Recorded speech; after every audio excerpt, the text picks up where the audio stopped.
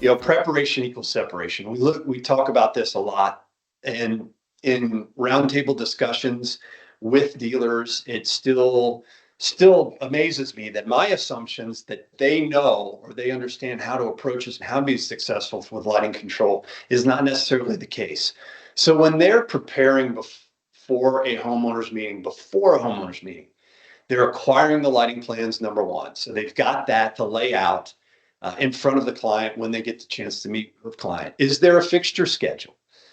Is there a lighting designer involved? You can determine by the size of the home, how big the home is, the value of the home, the number of rooms, whether a lighting designer should be recommended. And we recommend a lighting designer on every project if you can do it. But is it just an architectural plan? Does it just have four cans and a fan?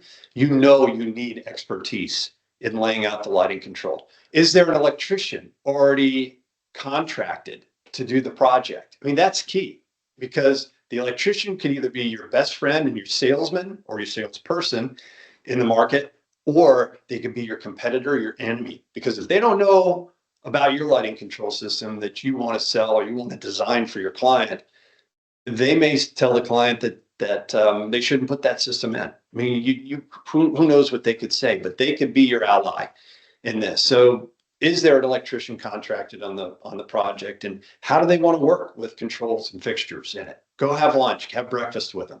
Who's the architect, the interior designer, the electrical engineer? Any of the influencers on the projects, you'll want to know up front, because again, they could either make or break you on a project, whether you're going to sell your lighting control solutions, your technology in this home, and be that technology consultant for the client.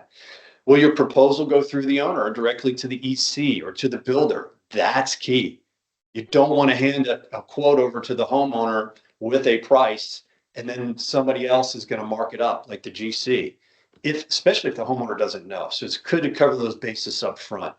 Time schedule for the plan project. You want to know when the pre-wire stage is coming up. Can you fit this into your overall schedule as a company?